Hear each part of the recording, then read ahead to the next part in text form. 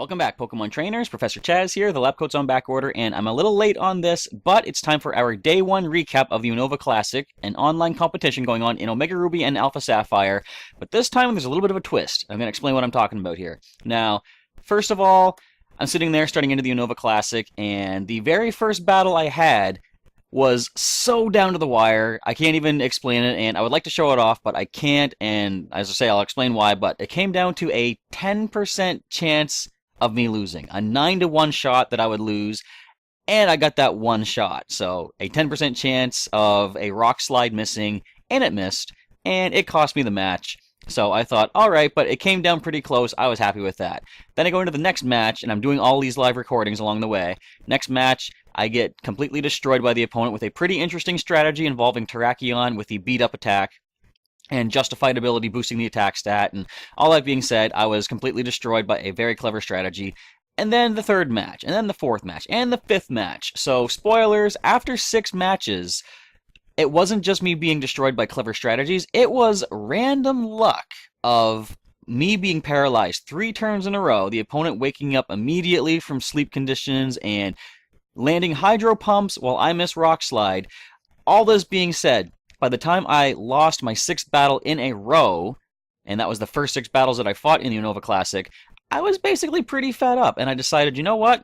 I can't really show this footage off because, for one thing, my commentary was being pretty on the pessimistic side, and when it happens that I'm getting completely destroyed by random luck and, bad luck, random chance against myself, I tend to quiet down, and I am speechless that the game would be that one-sided against me. And it's not that it's, of course, choosing to, it's just random percentages and such, but just the fact that I was being overwhelmed by that much bad luck, I just couldn't do commentary. And after 6 losses straight, I decided, you know what, I'm going to wait and just play these matches offline or off recording, and I'll do a basic recap after the entire competition is over. So I scrapped the footage because I didn't think it would be very interesting for you guys to watch. If I was a little bit more entertaining when I'm on the losing side, as I see some other Pokemon YouTubers are, then it might be worth showing. But for me, as I say, I just tend to, quiet right up, and nothing is, really happening. If I had face cam available, I could possibly do something more interesting with that. You could at least see my reactions. But all that being said, after those 6 matches, I decided I can't really show this battle footage off. So I started going into just, playing battles without recording. But I thought I will at least save the battle footage or the battle videos in case they come in handy. And lo and behold, when I wasn't recording myself live, I won 4 matches in a row. So I ended up finishing day 1 with 6 losses, 4 wins. So a 4-to-6 ratio. And I'm almost breaking even. So that being the case, I am going to show some post-commentary of those 4 matches, and I feel bad doing this because when it comes to the fact that I lost more than I won, I want to show off a balance of these battles, and I would rather show, if I was going to do 3 battles, for example, 2 losses and 1 win, just to basically give you an overall idea of how well I did percentage-wise and average-wise and such. But that is unfortunate that I can't do that. I don't have the battle videos recorded. So you're going to see 4 wins from me for day 1.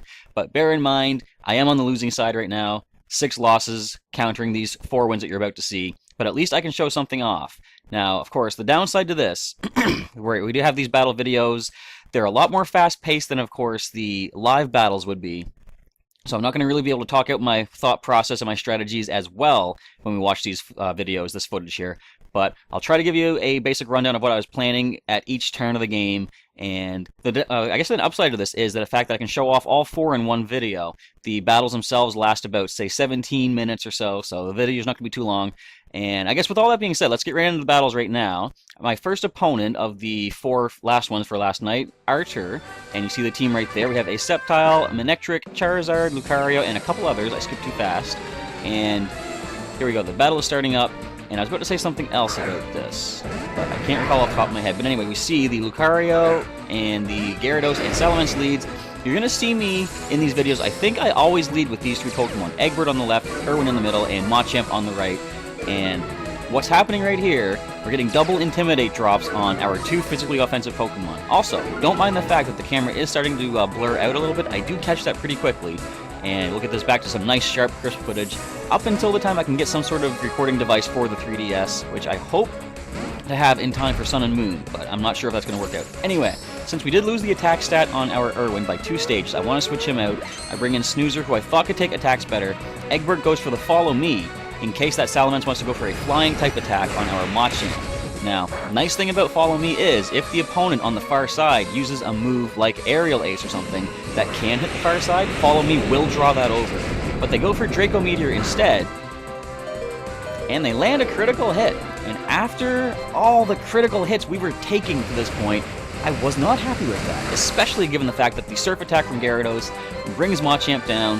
This turn I was going to have Machamp go for Ice Punch against that Salamence, but it was not to be. However, fortunately, Snoozer the Snorlax is still here, with hardly any damage. The leftovers healed up nicely.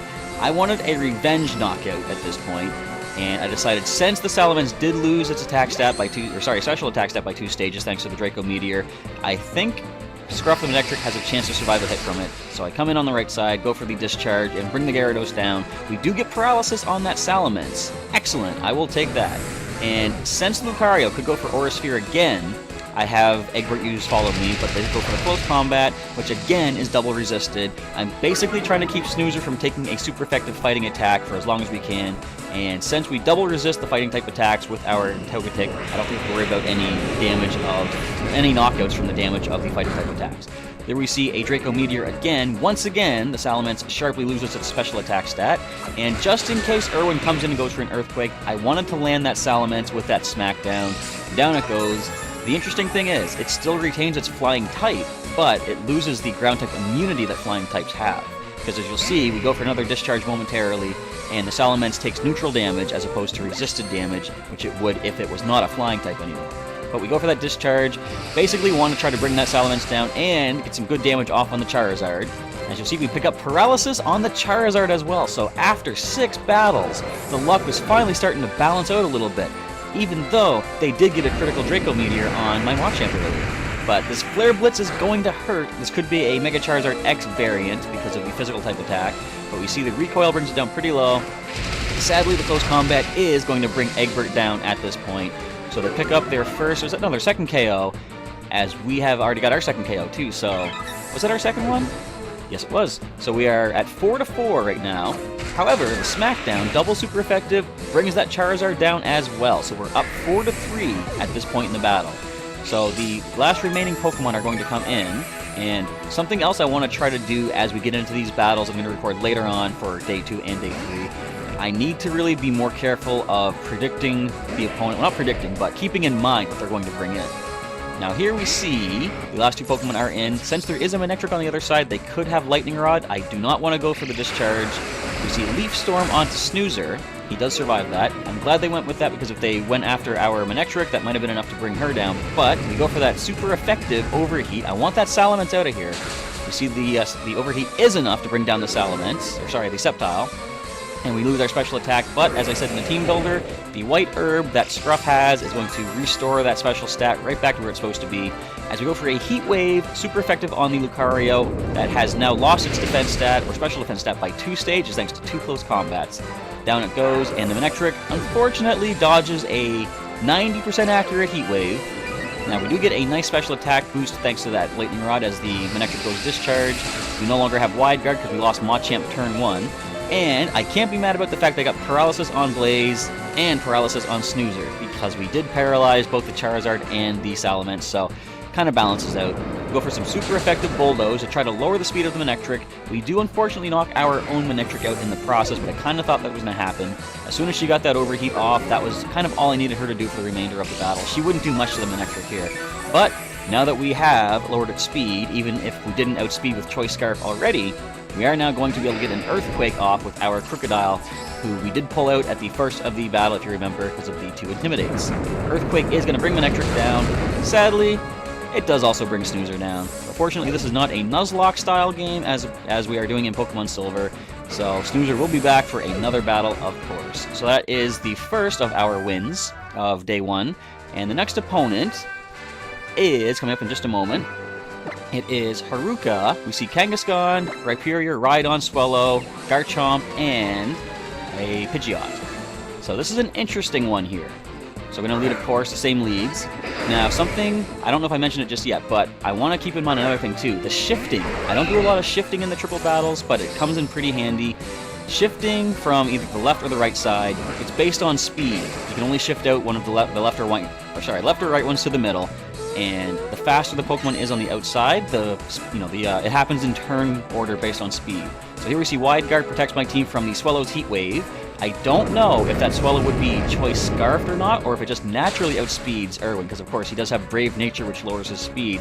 But we managed to land a critical Rock Slide on that Swellow, bringing it down. Fortunately, we don't need to worry about that Heat Wave any longer for the time being, and we get a Moxie boost thanks to getting a KO.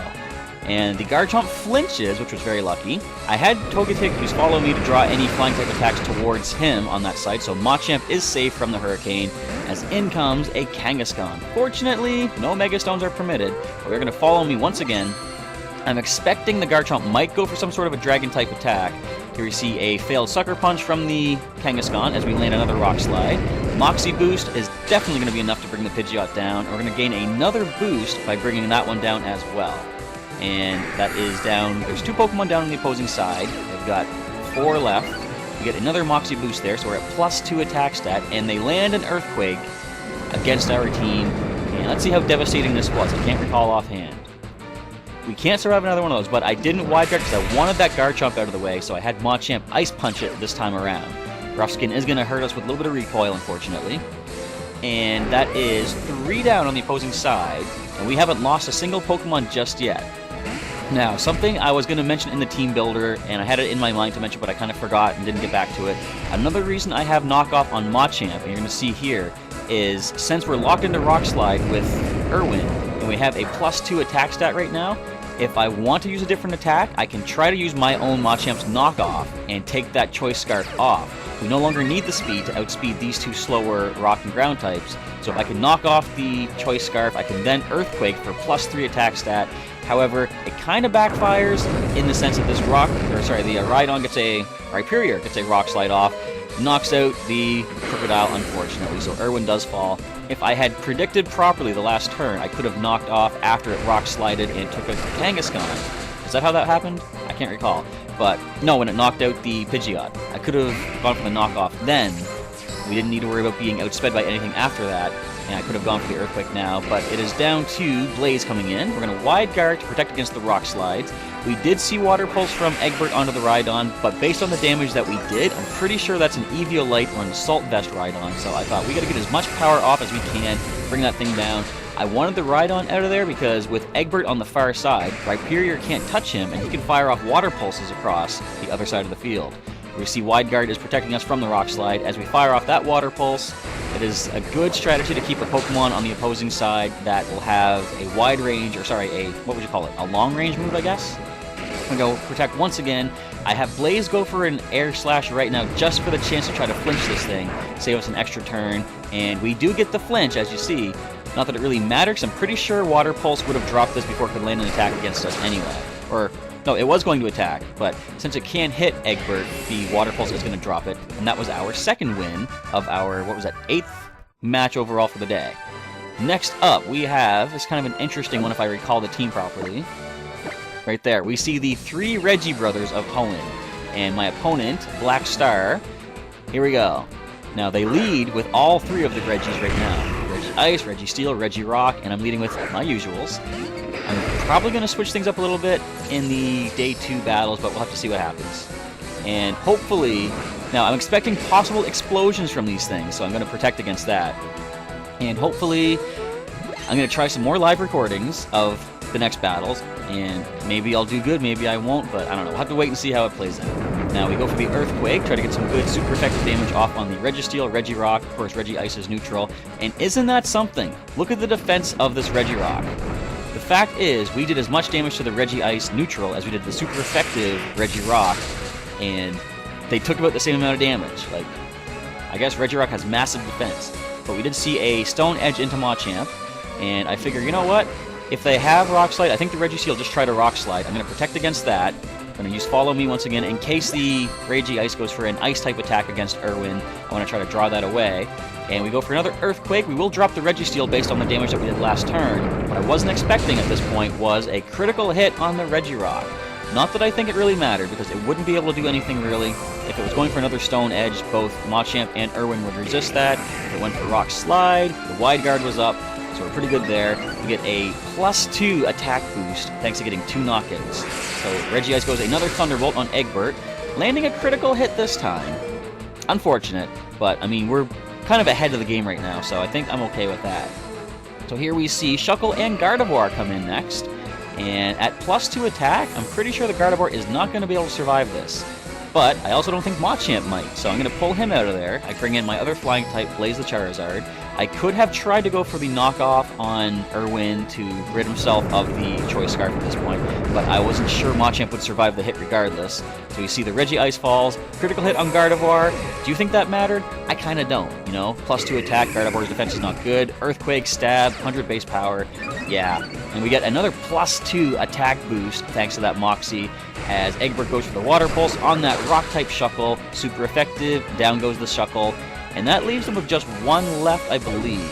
Yes, and it's a pretty cool Pokemon, pretty mystical Pokemon, Articuno, the legendary Ice Bird. So, since we are locked into Earthquake, Irwin can't do a thing to this, so I'm going to pull him back, expecting an Ice-type attack.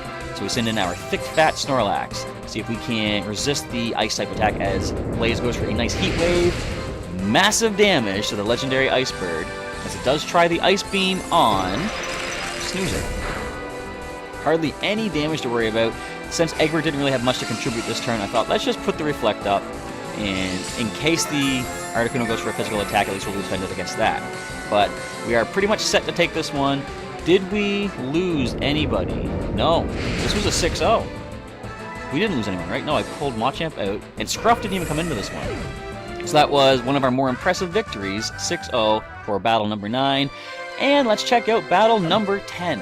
So this is a lot more battles than I usually would like to show, but since they are quicker paced and, you know, there's not a lot of time in between turns for me to debate what to do, I can get a lot more footage out, which is why I kind of like doing this as a format, but I think I prefer talking out my strategies as the battles progress. Now, whether or not that allows me to play better, I don't know. Obviously, I think the fact that I do a live recording and talk my thoughts out maybe makes it worse, but I could have just had bad luck in those 6 matches. Another thing is, I could have just been, my stats could have been lowered so far down that my last 4 battles for the day were put against lower rated Pokemon trainers as well. But anyway, I'm not even talking about the battle. Go for the Choice Scarf Rock Slide, almost took the Charizard down, put it into the Blaze range, I'm pretty sure. And we see an Earthquake from the Swampert. I wasn't sure what it was going to go for. I could have Wide Guarded, but, pardon me, I wanted to go for a knockoff on the Gengar, which did try Hypnosis and failed, fortunately. And we do get that knockoff from Machamp, get rid of whatever item the Gengar has, or just get rid of the Gengar itself. I'll take that. And we see that we knocked off the King's Rock. Not sure why it had the King's Rock, but it might have come in handy for whatever purpose. Now, I'm expecting we might see another Earthquake from the Swampert, so I'm going to send in my Electric type to try to draw that attack out. I'm going to go for the Wide Guard to protect us from that. Hopefully, if it does go Earthquake, it's only going to hurt its own Metagross. Here we see a Discharge from our own side, plus I wanted to protect my guys from Discharge. Super effective on the Charizard, is going to bring it down. Of course, the Swampert is immune, but can we get Paralysis on the Metagross? Let's find out, as Charizard does fall to that Discharge. No Paralysis, but we see Rock Slide instead from the Swampert. Fortunately, Wide Guard protects us from that as well, but Machamp probably is not going to take this Psychic attack. Nope, down he goes. So now, I'm going to send in Blaze, because I have an idea. We're going to go for a Water Pulse. We're going to try to confuse the Swampert. Does it work? Serene Grace does not help us. Here we see a Houndoom. Of course, Blaze is going to come in next. So I could go for a Fire-type Heat Wave on the Metagross, but I decided, you know what? I'm going to go with a nice, powerful Overheat, as Eggbert, first of all, draws the attacks away. Overheat from Scruff into the Metagross. Nice and super effective and super powerful. Probably enough to bring it down. As Blaze goes for the Power Herb boosted Solar Beam on that Water Ground type Swampert. Of course, Scruff loses the special attack step, but the White Herb heals her back up. I like how both these Pokemon have Herb items, the White Herb and the Power Herb. Here we go, Blaze absorbs the sunlight in, Power Herb does kick in, Solar Beam is going to fire off on that Swampert. Don't think it's going to survive this one. In fact, I know it doesn't because I already played this battle. And here we see a critical hit. Again, do you think that mattered? Probably not. Now, it's interesting. I'm getting the critical hits when I don't need them, just like in regular playthroughs. We see the Flamethrower does connect against Eggbert as Octillery comes in, the final Pokemon on the opposing side. Since a water move is going to be kind of dangerous, I bring a Blaze back, and I believe I go for the Discharge from Scruff right now. Kind of expecting we're going to lose Eggbert, I think is what happens. Hang on. I haven't really reviewed this. So Follow Me is going to bring up the attacks again. Yes, Discharge. Okay. So yeah, I don't think Eggbert was planning to survive this turn. No, down he goes. So can we get Paralysis on the opposing side to make up for the loss of Eggbert? Not at all. The Foul Play does go off here now. Does that bring us down? No, it doesn't. A little over half, though. And Snoozer avoids the Hydro Pump. I don't think he would have get knocked out by that, fortunately, though. And in on the opposing, or on the, not opposing side, the far side, who do I bring? Did I bring Blaze? Yep, Blaze comes in. Alright. I'm still second-guessing everything here. So, at this point, I'm going to Snarl. Okay, because I didn't want to do a Discharge and knock out my own Charizard. Scruff is 1 point faster than Blaze, so I gotta keep that in mind when choosing my attacks. We lower the special attack of both opposing Pokemon, and I go for an Air Slash on the Houndoom to try to bring that down. We do manage to bring it down. Even if we didn't, we have a chance to flinch it. And we're gonna go for, I believe, a Body Slam on the Octillery as the Fire Blast connects against our thick, fat Snorlax. Tiny, tiny piece of energy on. And we land the Body Slam, and look at that, just flattens right out. So that is going to wrap up the last of our battles for Day 1 of the Unova Classic. And as I say, I'm hoping to do just as good in Day 2. What I would really like to do by the end of the competition is break even. You know, say, I'm going to do 30 battles overall, so 15 wins, 15 losses. Hopefully, I'll be able to do decently if I do some more live recordings, but if all else fails and I find myself a little too frustrated with the live recordings and not doing very good commentary, I'm going to save the battle videos and I'll do post-recording and post-commentary for those as well, but I don't know how it's going to play out just yet. I'm going to get into the battles momentarily and see how well I do this time around, so come on back later this weekend and check out the Day 2 recap, and hopefully I'll be in just as good spirits as I talk about possible wins for the Unova Classic. Until next time, Professor Chaz is signing off, and I'll catch you next time.